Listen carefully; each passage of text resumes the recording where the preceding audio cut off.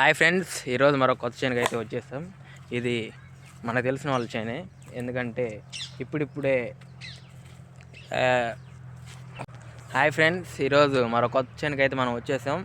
ఈ చేలో మామిడి మొక్కలతో పాటు టమోటా మొక్కలను కూడా వేసారు. ఎందుకంటే ఈ టమోటాలతో పాటు అదే మిక్స్డ్ ఫార్మింగ్ అంటారు కదా, మామిడి మొక్కలే కాకుండా అలాగే టమోటా మొక్కలను కూడా వేసారు. టమోటాలు వచ్చే టయానికి మామిడి కూడా వచ్చేసింది. ఎందుకంటే ఇప్పుడు ఎండాకాలం స్టార్ట్ అవబోతుంది కాబట్టి మార్చ్ ఎండింగ్ కల్లా ఈ మామిడికాయలు అనేవి వచ్చేస్తాయి. ఇప్పటికే పూత అనేది చాలా వాటికి వచ్చేసింది, మీకు చూపిస్తాను. ఇదే పూత. ఎంత పూత ఉంటే అంత మంచి కాయ అనేది వస్తుంది. ఈ పూతను మనం జాగ్రత్తగా కాపాడుకోవాలి. మంచి మంచి సేంద్రియ ఎరువులు లేదంటే మంచిగా మందులు వాడి చూసుకోవాలి. అలాగే కొన్ని చేలకైతే ఏ మందులు అయిపోయినా కానీ మంచిగా పూత నిలబడిద్ది. ఒక్కోసారి మందులేస్తేనే పూత నిలబడదు. మంచిగా పాదులు చేసుకోవాలి. పాదుల్లో మంచిగా నీరు పెట్టుకొని అంతా మన పిల్లల్ని ఎలా అయితే చూసుకుంటామో మన చేలో ఉన్న మామిడి చెట్లను కూడా అలా చూసుకున్నప్పుడే ఈ రైతులకి మామిడికాయలు పంట దిగుబడి అనేది చాలా ముఖ్యంగా ఎక్కువగా వస్తుంది.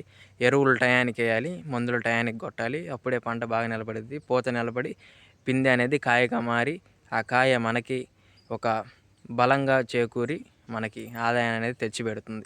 ఈ 2 ఎకరాల బిట్టు, ఆ బిట్టులో ఏమో మామిడి చెట్లతో పాటు టమోటాలు వేసారు. అలాగే ఈ చేలో వచ్చేసి ఈ బిట్లో మామిడి మొక్కలతో పాటు ఆకుకూరలు అనేవి కూడా పండించడం జరిగింది. చూపిస్తూ ఉండండి. గోంగూర వేసారనమాట. గోంగూర ఈ యొక్క 10 రోజుల్లో మొత్తం వచ్చేస్తాయి. వీటన్నిటిని మార్కెట్కి తీసుకెళ్ళి అమ్ముకోవడం జరుగుతుంది. మనం కొట్టులో కొంటే 10 రూపాయలు తీసుకునే కట్ట మనం మార్కెట్కి వచ్చేలోపు రైతులు 3 రూపాయలు 4 రూపాయలకి వేసుకోవాలి. ఇవన్నీ తెలియని కాదనుకోండి. రైతుకి మిగిలే లాభం ఏమి ఉండదు, కానీ తన ఆనందం కోసం, పిల్లల్ని పెంచడం కోసం ఈ వ్యవసాయం మీద ఆధారపడి ఉంటారు. అదొక ప్యాషన్ అన్నమాట ప్రతి ఒక్క రైతుకి. ఈ మామిడి చేలో మామిడి చెట్లతో పాటు టమాటా మొక్కలను కూడా నాటారు. అంతర పంటగా నాటారు అన్నమాట. ఇవి పాదులు ఇలా వేసుకుంటే కాయ కోసుకోవడానికి కానీ చూసుకోవడానికి కానీ చాలా వీలుగా ఉంటుంది. ఈ చుట్టూతో ఉన్న పొలాలన్నీ మామిడి పొలాలన్నమాట. మీరు ఎటు చూసినా కానీ మామిడి చెట్లు అవపడుతూనే ఉంటాయి. దేనికంటే మా ఊరు కోలాలపూడి, అందులో ఉండేదే ఎక్కువగా మామిడి చెట్లు. మామిడి చెట్లను పండించే వాళ్ళే మా కోలాలపూడి రైతులు.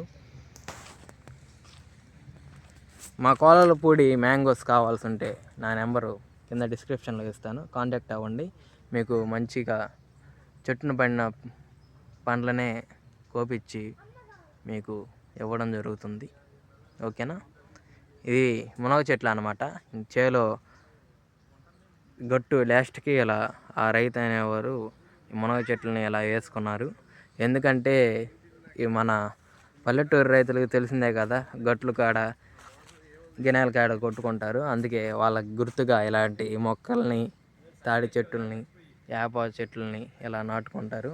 ఇది మామిడి పూత అసలుగా మీకు కనబడింది చూడండి, ఇలా వచ్చింది. ఇందులో చాలా వాటికి పూత ఇంకా రాలిపోయి కొంత మాత్రమే మిగిలి, అప్పుడు ఆ పూత అనేది పిందెగా మారి, పిందె కాయగా మారి, కాయ ఒక ఫలంలా మారి మన నోటికి మంచి అద్భుతమైన రుచిని అనేది అందించడం జరుగుతుంది. జై జవాన్, జై కిసాన్.